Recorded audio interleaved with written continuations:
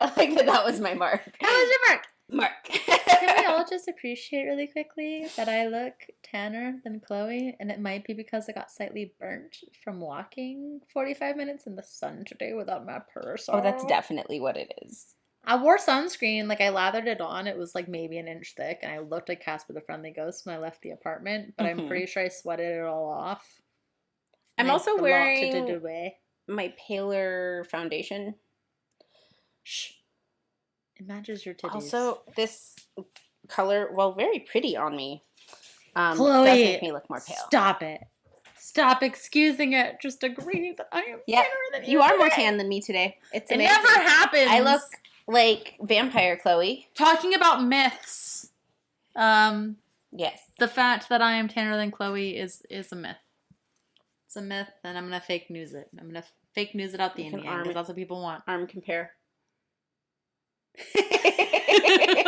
Elbow to elbow as holy lovers make out. Right now, because of your walk today, you got the sun. Look at that glow. Now my Sicilian family won't be embarrassed of me. I'm so excited. All of this is our way of saying welcome back to Tits and Tea. Are there people here? Oh no. Good time. Hello everybody. Hello world. Yeah. But yeah, that's our weird way of just launching into things. Because hey, let's be real. This show is nothing like chaos, organized chaos. Two besties hanging out in half-dressed fashion and discussing things that we like to geek out on. I'm fully dressed. I'm wearing pants.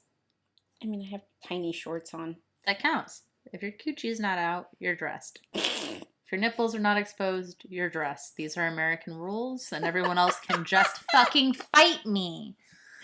Okay, noted. So we're here today. Don't worry, guys. There is still tea. There is still tea. It's just steeping. Yep. Oh, we haven't done our little cheers. We got this lovely autumnal tea. Mm-hmm. I think it's like called fall rooibos. I'm so not saying pumpkin spice rooibos. Thank you. From Trader Jose's. Mm-hmm. Try it. It smells delightful. Haven't tasted it yet, but I'm about to. It's actually really good. It's one of the few ways I actually enjoy rooibos because on its own, rooibos lovely. has like a... So it says cinnamon. It has clove in it. Mm-hmm. That is quite delightful. And as an October baby and a pumpkin spice slut, it makes me very happy. Mm-hmm. I was about to say the phrase rooibos has an overly orange flavor to it, but I realized that that's not going to make sense to anyone outside of my brain. If it makes sense to you, let me know so I don't feel alone. Yes, let Chloe know that she is not alone. And flavors having colors. I mean, they can if it makes you happy. Yeah. Today we are going to be discussing a very broad topic. We're going to be discussing aphrodisiacs. Mm-hmm. This is something that we will touch on in other videos from a more historical context, but what we want to talk about today is the actual scientific backing or lack thereof. Yes. More lack thereof. Yes. For the idea of aphrodisiacs. And obviously the word aphrodisiac comes from the word Aphrodite, which is the goddess of love and beauty and sex and war, mm-hmm. Of Greek and Roman mythology. Aphrodisiacs are seen oftentimes to be something that you can either consume, something that you can drink or eat. You can apply. Or that you can apply to the skin as a scent to... This gets to your mind. Thank you. This just doesn't give a fuck. But aphrodisiacs are something that you can either drink, eat, or smell that is supposed to up your libido or your lover's libido. Sexual desire, sexual attractiveness, all of the above. Exactly. And your experience of sexual pleasure. Exactly. So yeah, there's a lot of things that fall under that category because obviously the definition itself is pretty broad. And it's ancient, and in every culture there's different things that are considered to be aphrodisiacs. Mm-hmm. Some more insane than others. Yes. But we'll go into like more historical different cultural aphrodisiacs in a Yeah. different episode. Because there's a lot that are really fun that play on like sense of smell. Yeah. And how that intermingles with like our pheromones and what that does to your chemistry and how attractive you are perceived from like a distance from people. Exactly. Like everybody wants that. I don't know. It's not even Memoirs of a Geisha because that's done with a look, but everyone wants to be that person, whether you're a man or a woman, who, or somewhere betwixt and between, who wants to walk by somebody and, you know, the wind hits your hair and it blows outward, and then they smell you and they stop and they're like, oh my God, what is that beautiful thing? And then they just like have to know and have to be inside of you, have to seduce you. Yeah. Whatever. I haven't had that happen in a way that like made someone want to seduce me, but I've had that with other people where I've smelled other people and like stalked them across the mall and been like, I'm so sorry. Like, I need to know what you're wearing, because not only do I want to fuck you, but if I smelled like that, I would want to fuck myself. Yeah, the closest to that I've experienced firsthand would one be when I used to go to Javista all the time. Javista! Shout out to Javista! Shout out to Javista, Los Angeles, and Hollywood on Sunset Boulevard. Really, just like one of the best coffee shops. Right next to Highland. They're lovely. And I think they have a new location in WeHo too now, which is freaking amazing. God, they're expanding like an erection. Love them. They're a grower, not a shower. When I walked in one day, one of the people working there, it was Asa. Such a sweet. But I walked in, and in like totally not a sexual way, but in a absolute pure appreciation way, he looks up and he goes, "Hi," and he's like, "Oh, I always love when you come in here because it just smells like a rose garden walked in." And I was just like, "Oh, thanks." Yeah. And it just made my whole day. And then the other one was less appropriate. I'm not going to name names, but people will know it was in Stage Combat. I was going to bring it up and not name names, but yeah, in just Stage Combat, doing a demo, on like, you know, the Stage Combat like hair pulling thing, so like arms back, head back thing, and Stage Combat mid lecture had the teacher get sidetracked and be like, who smells like that good? What am I smelling? Who is that? And then being like, is that you? And I was like, maybe. And then the comment, whoever that is, every woman I date from now on should smell like that. And I was like, I don't know what to do with this. Oh, I have so many things to say to that I don't want out on the internet. So I'm going to save that for later. But yeah. Oh, and then because it was a theater school. I'd be curious how much that he followed up with that, because... Yeah.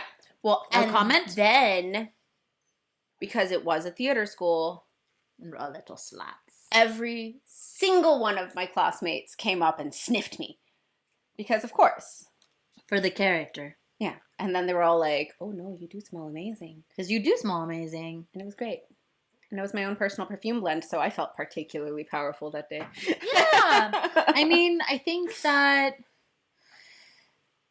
aphrodisiacs, I think a lot of people need to keep in mind that the idea of an aphrodisiac, considering how much that they have changed over time, a lot of them depend on the culture and the time that you're from, what is considered an aphrodisiac. Yeah. Like if we go back to ancient Rome or ancient Egypt or even ancient China, the things that people thought of as aphrodisiacs would be considered absolutely revolting to the modern viewer. Yep. And I think that a lot of the things that we think of in more modern day, which when I say modern day, I mean from the 18th century to literally now, as we are filming this, 2023, the year before the apocalypse. Our ideas as far as like Western culture haven't really changed that much. The reason why we really wanted to do this episode, or at least why I really wanted to do this episode, is I work in a lingerie store here in Los Angeles. We started off selling sex toys and bondage back in 2006. We moved on into lingerie later on. And I've only been in this job since February because they wanted to get me on before Valentine's Day, which is our big day of the year, obviously. Lingerie, go figure. But I have a lot lingerie of and toys. and go toys, figure. exactly. A vibrator for your back, a vibrator for your. Yeah, they're multi-purpose. I love it. But a lot of people come in who ask about.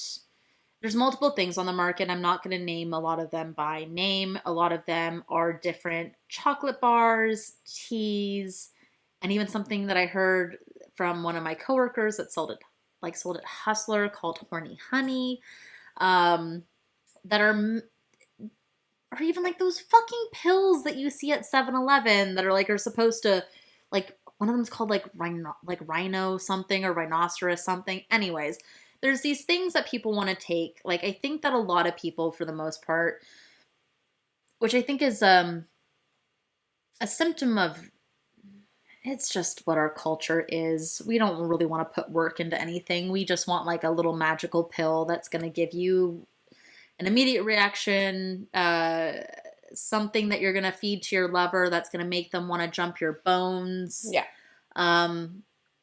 Which I would actually say is probably more akin to if you really just like pop something into someone's drink. That's really rapey. And yeah, if you're doing love it without spell consent. problematic. But we don't want to do the actual work. We just want a quick fix. We just want that big, we want to get dick down. We want to whatever. But people come in asking a lot about like this thing called sex chocolate, which has been marketed on social media, mostly on TikTok and I believe Instagram, as being like, I fed this to my boyfriend and I just told him it was regular chocolate and he like just had me 5 times that night and like I couldn't walk the next morning because it was just so good and so hard. Or Horny Honey, where it's like people have taken it together, and even the people that I know who've tried it have been like, we don't know if it really was that effective or if it was just the idea that we had this packet of honey that was labeled Horny Honey. And we saved it for like a month, and then we dipped into it together, and then little did you know, 40 minutes later, we were boinking like little tiny bunny rabbits. I think what we want to do today is kind of go into the ideas of what an aphrodisiac actually is, if there's any scientific backing at all for it. And what kind of ingredients you Spoiler alert, there is, but only for very, very few things. Yeah. The majority, no. The majority, absolutely not. But we're also going to talk about, the things that are not necessarily scientifically backed, but it does make sense. And it can help. Why it would make you more in the mood. And that's all the preface I'm going to go into. We're just gonna absolutely. Thank you for bearing with me. I appreciate all of you. Just immediately taking off from there, like, absolutely, all of us want something that can help in the bedroom, especially because, let's be real, like, there's a reason that we have all the memes that we have nowadays about things like adult friendship is just saying on an infinite loop, oh my god, I miss you, we should really hang out soon, and then like never actually scheduling something. Like, tea will not come out my nose this summer. No, it won't. Like, and there are times where, both of us are dating again for the first time in ages, and like having our own individual struggles with that in terms of like, one, finding someone that you actually hit it off with and have enough like mutual interest and personality interest, etc., let alone organic. Having enough chemistry to like build on, because enough chemistry to even want to fuck somebody. Because like chemistry is important to a certain degree, but like you gotta have because you gotta have some in order to start somewhere. Intellectual stimulation, physical stimulation, So many So, different like, stimulations. trying to find someone that, like, lights up enough of those requirement None will be 100. boxes We're looking for like an 80%. to, like, give you some place to start and grow from. Like, that's Yeah. hard enough to find. But then also finding that person who then also matches your lifestyle availability enough that you ever have a chance of seeing each other. Especially in Los Angeles, where there's like 50 different cities in one city. And if you live in Long Beach, there's no way in hell I am ever driving that far for dick or pussy. It's just not happening. I'm sorry. You know, I'm so... sorry. It's not. And, like... We can get a hotel halfway there in Koreatown. You guys have completely opposite schedules and live across town? Odds are you good. a night owl? It's never Are gonna you happen. a morning person? You know, so, like, all of that is so hard in and of itself that, like, once you find it, okay, you're right. I do if need it's my fan. struggling at all to, like, keep the spark alive because of all of those complications, It'll just die. Because all of that does affect sexual desire. When it affects it's your like, sexual desire whenever it affects you emotionally or mentally. Like, yeah, you cannot have one without the other. Like, to get into the science of it right away, there have been multiple studies that, especially for women, it's a little different for men, but really, it is. Especially for women, something crazy, like 80% of our libido, our sexual drive in the moment with someone is mental. Mm-hmm. Like, the ability to get excited, to get going, and to even have a chance of reaching fireworks is 80% mental for us. It's why so many women have a difficulty or just do not complete, is because of the lack of attention to the mental realm in that aspect. So, like, that's a huge factor. And so it makes absolute sense to both of us why, especially women, want something like an aphrodisiac that's going to help. And that's going to help get us in the mood. That's going to help our partner get in the mood. That's going to maybe inspire our partner to help us get in the mood. And there's plenty of men out there who definitely need that same mental space. Absolutely. Especially because I think that a lot of times men, according to like the studies that have been done, we talk a lot about how women are very cerebral and men are more visual.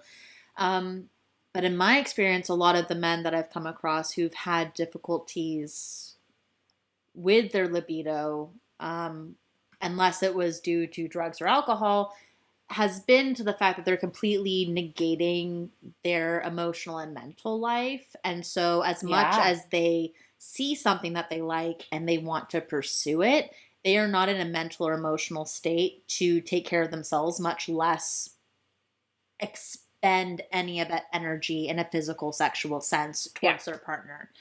So it's for everyone. Absolutely. And I think it's worth noting that, like, the majority of the studies that exist on this, and that have said things like women, it's like 80% mental and stuff like that, they are from long enough ago that they really don't take into consideration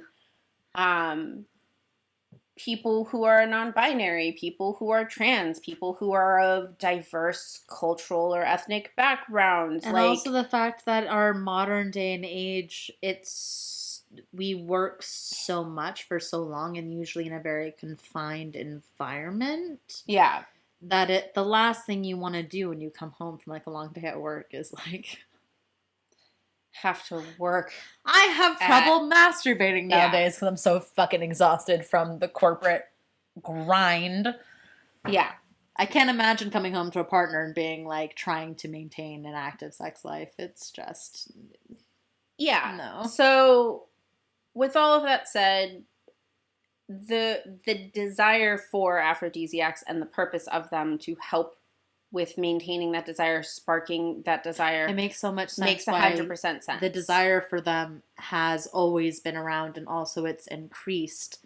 I think especially since COVID, where, you know, people I don't think because of COVID, I don't think people are having as many sexual partners, but I do think that they are trying to make the most of the sexual partners that they have in their life. Yeah. And I think that sometimes, I mean, being alive is hard, and being a person is hard, and trying to not only make it through the day but also please your partner is extremely difficult. And so I think it makes perfect sense that as a society we're once again really hyper focusing on, it's kind of the problem with us in as a whole, is that we're not looking at the root cause, we're looking at the symptoms, and we want an immediate fix. We want that happy pill. We want the love spell. We want the love spell. We want to be in Chocolat, where we buy our husband these chocolates and we throw them into the trash can, and he finds them, and then he sees you washing those floors, and he's like, damn, that ass. Have that ass. And he just has you every day. Forever. Yes. And then you just keep going and buying chocolates together as foreplay. Those movies. We love it. It's a fantasy. It makes us feel good. It's human, but at the end of the day, we have to realize that a fantasy is not reality. Yeah. It takes elements of reality and it expands them, and it takes it to a place where it's no longer real.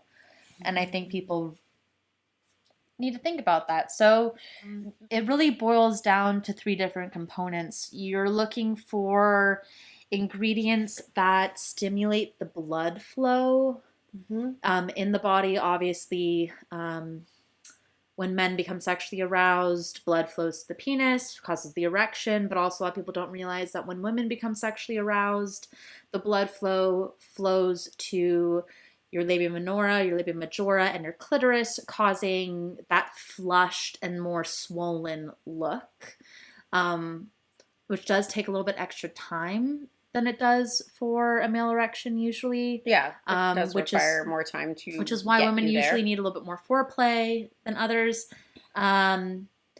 It also boils down to things that put your mind at ease. A lot of sexual dysfunction, whether it's erectile dysfunction or it's you not being able as a woman to achieve orgasm with your partner, a lot of that comes down to your mental and emotional well-being, where you're not in the right space. You're thinking about other things, you're disconnected. It's a mind-body disconnect. You're thinking of other things, you're worrying about what your partner is thinking about you visually. Like you're not in the moment.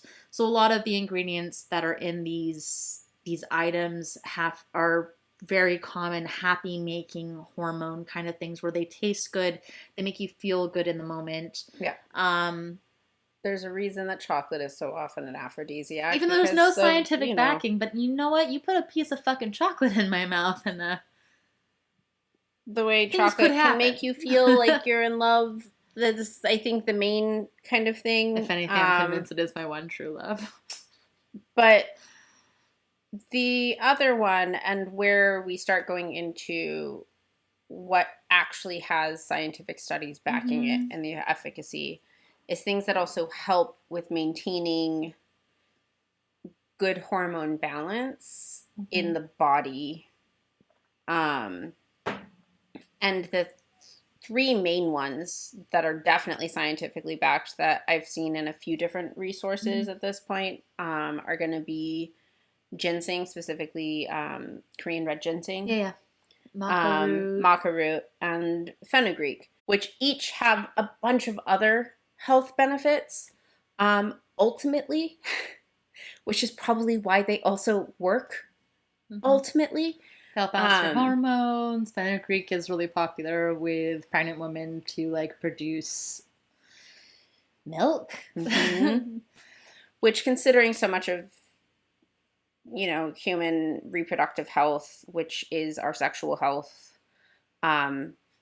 is all tied together, and needing that same balance of hormones makes sense. As none of it is an island. It's all interconnected. Yeah. It's like a little whether bowl of or not spaghetti. You never want kids, but there are also underlying like potential health concerns and risks with that. So like you also Look into that stuff. want to make sure you're not going to be having like drug interactions. Yeah, especially like a lot of the things we're going to be talking about, especially when it comes to herbal and chemical supplements that increase blood flow.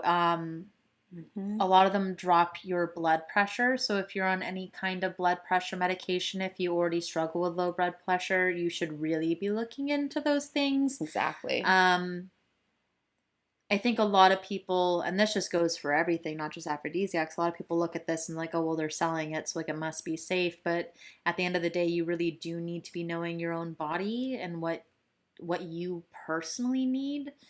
And if you are taking anything already, double check with your doctor. Or even just like if mostly you're one of those people who doesn't necessarily have a lot of like prescriptions that you're taking, but you are a supplement junkie, please always make sure that you are double checking your supplement interactions. And that you're not... Because mixing certain herbs can have... No contraindications, please. Horrible side effects that are unforeseen if you aren't prepared for it. So, like, always be smart about that. Now, in terms of relatively safe, maca root is a relatively safe one. Yeah. It's an adaptogenic. So, ultimately, it's going to help your body with regulating stress. Which will help your libido. And it's great for all sorts of things. It is also an amazing... supplement for helping with regulating hormones. But, like we've been saying, if you are on hormonal birth control, it can make it less effective. So this is why we're saying, check your contraindications, check your drug interactions before you start trying any of these things.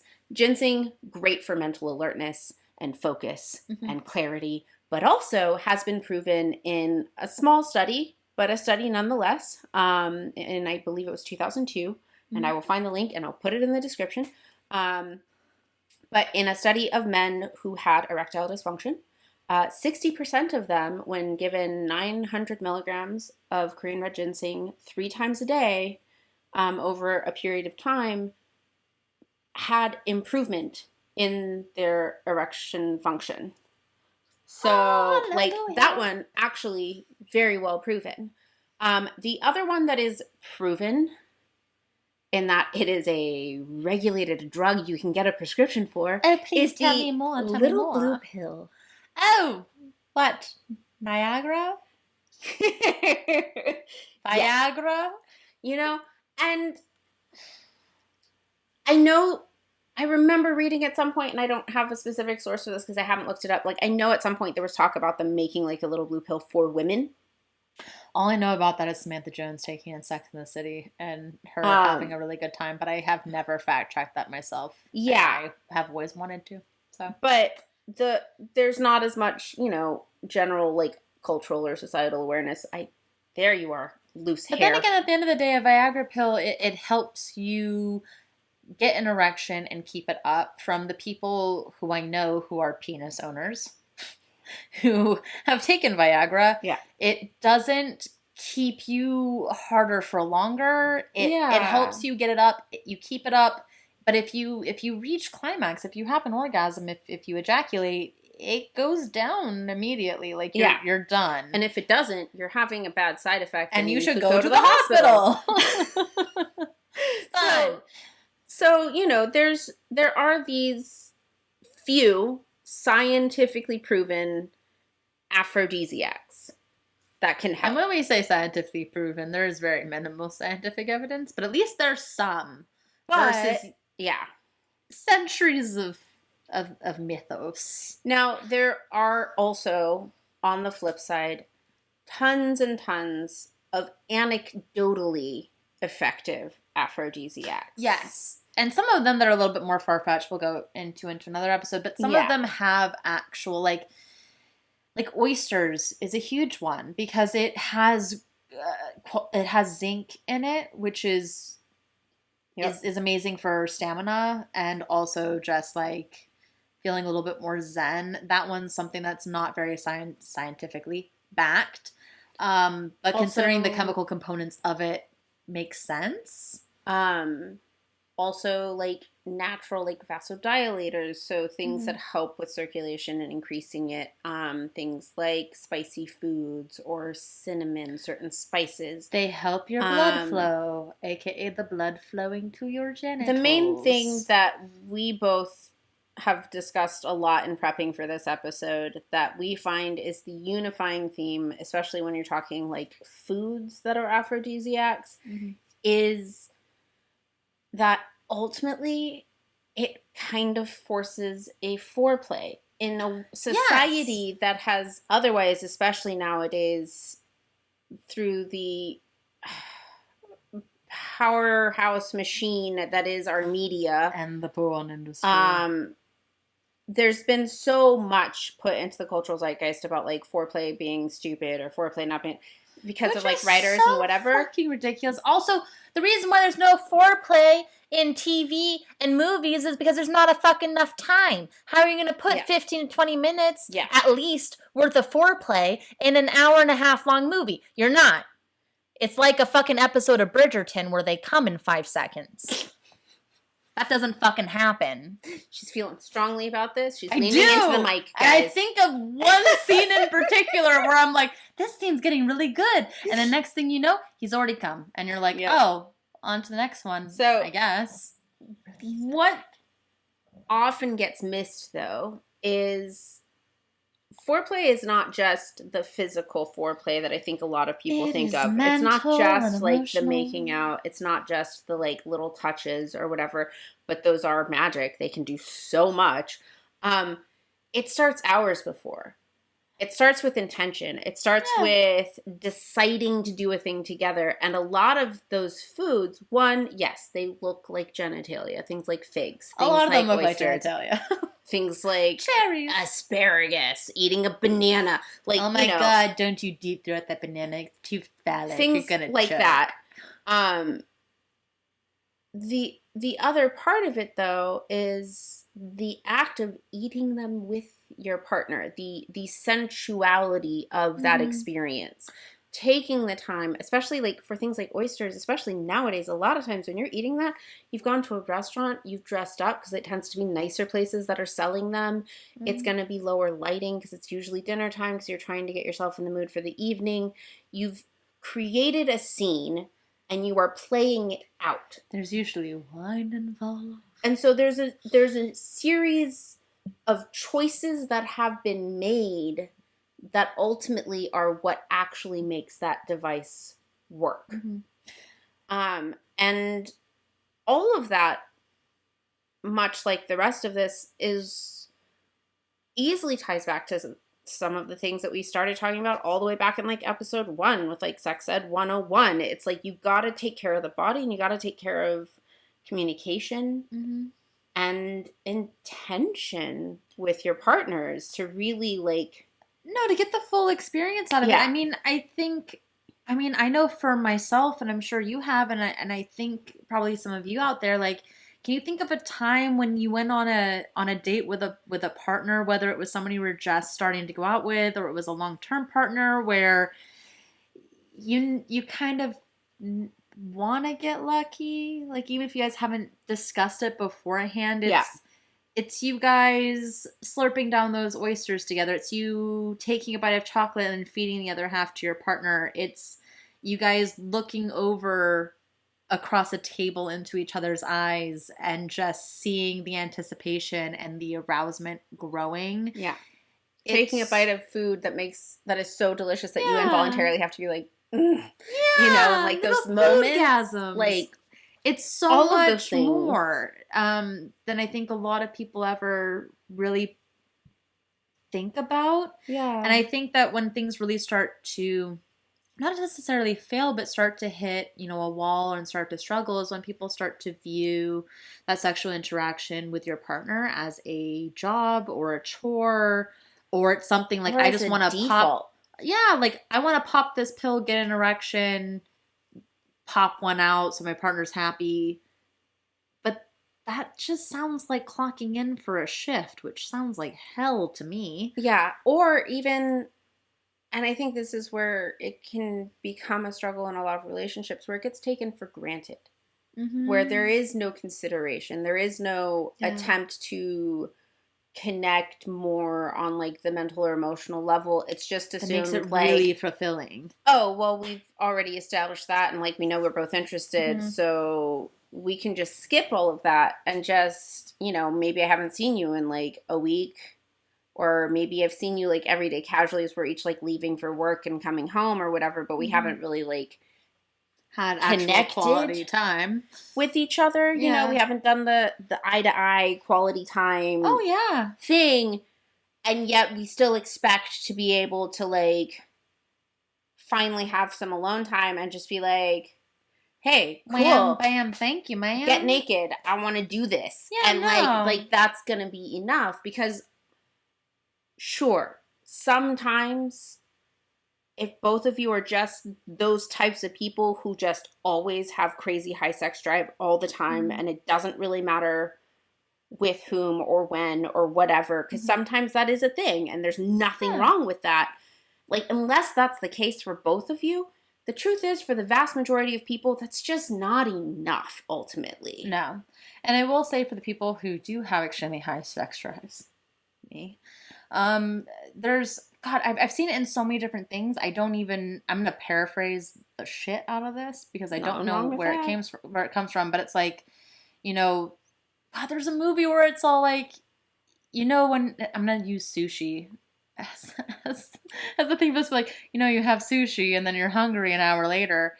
It's something where it's very light. There's not really a lot of substance to it. A lot of times that can also be said with sex, where, like, I have maybe had some more casual partners than most, where it's like, if I have a physical need and you're there and you're willing and we both want to, go for it.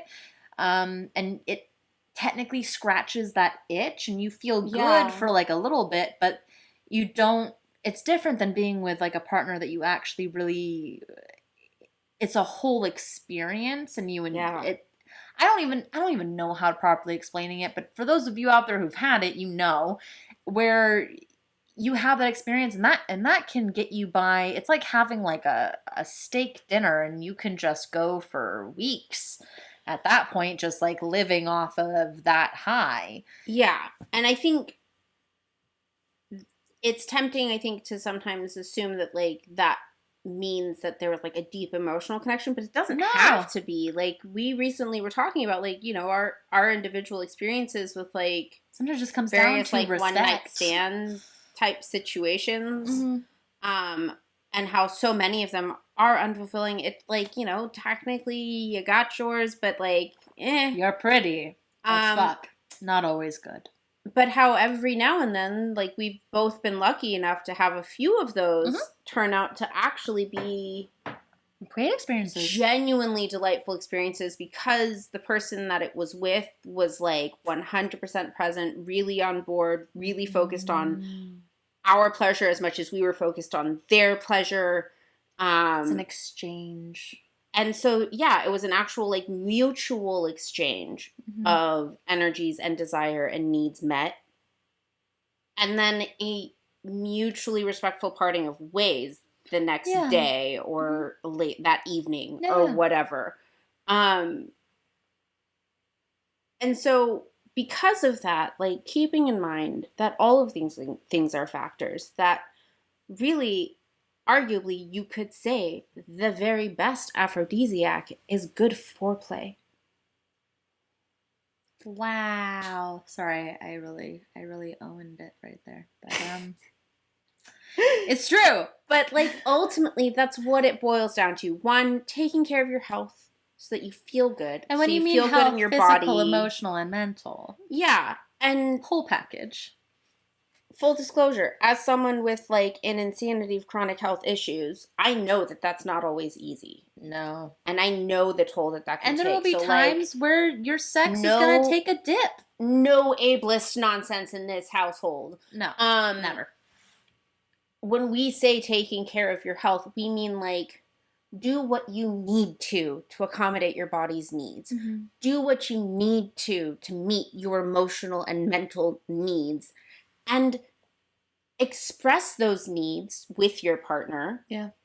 so that They're not mind readers. You must verbalize you sometimes. both can help each other to meet those needs. Mm-hmm. And them finding ways to have fun with it, whether that's planning special dinners, whether that's trying a new fancy food that's supposed to be an aphrodisiac just for like the tongue-in-cheek amusement of it, whether it's watching a sexy movie together, whether it's deliberately planning a date night every week so that you have that quality time to reconnect when life gets crazy hectic. Like, all of these things are factors, and it can get even more complex. There are sex therapists for a reason. But as a starting point, rather than looking for some magic solution that's going to be a quick fix, instant that's thing, going to grow the beanstalk, try just checking in with the person that you're sharing that experience with. A lot of the people who come in to the store and are asking me about these like aphrodisiac sex chocolates, I always tell them, I'm like, I looked up the ingredients and I'm like, there's magnesium in them, which, you know, helps. There's chocolate, there's cinnamon, there's literally nothing else in these fucking things. There's like a chemical that's like trademarked that this company came up with that is probably bullshit. And I'm just like, you know what? I bet if you made like a really thick, rich, hot chocolate with your partner where you guys like got into whatever clothing makes you feel sexy and you put on some like seductive music, whatever that means to you, whether that's R&B or some slow fucking jazz, and you add some 9-inch nails. Or it's not. Oh, shut the fuck up, Chloe. I can't. That's a really specific reference. Okay, we're done. I can't do it. You add some cinnamon. You add some of the stuff. You make this literal chocolate love potion. I'm gonna fucking die. This little love potion, and then you like, I don't know, if you like sit in the kitchen under candlelight and you drink some, then you watch the other person drink some, then you feed some to each other, and then like maybe you like lick a little bit off each other's lips. Kisses with each other. You're going to bone, and it's going to be amazing. Just take your time and relish in it, and don't shove it down your face like a fucking Big Mac. Yeah. And a large order of fries. Yeah. That's really it. Yeah. I think honestly that's enough said on this particular subject for this round. Do your research. We will listen to your partner. Of course, be back with more episodes. There will be future episodes in which we explore more like the food side of it and how that's shown in media. Side. We're gonna explore the like olfactory senses as far as like smell. I want to do one where we talk about like different like ancient ones that would probably be considered really disturbing or funny to modern audiences. But this is just more a PSA from us to you. Yeah, getting into like the beginning gist of it. Of what an aphrodisiac is and what you should be looking for and what you should not be looking for and what is just insane. Yeah. So we hope you enjoyed. We hope it helps if you needed that. And stay tuned some hot chocolate with your lover. Exactly. You will be happy. Pay attention to each other. Yeah. Be kind. Laugh. All those good things. And stay tuned for upcoming episodes in which we go into those other fun things and even other more delightful subjects as well. We'll be here. Yeah, being zany we'll be back and for being sure. sexy. So and cheers. Now we should really make some hot chocolate instead of tea because now I really want chocolate. We'll probably do that. Okay.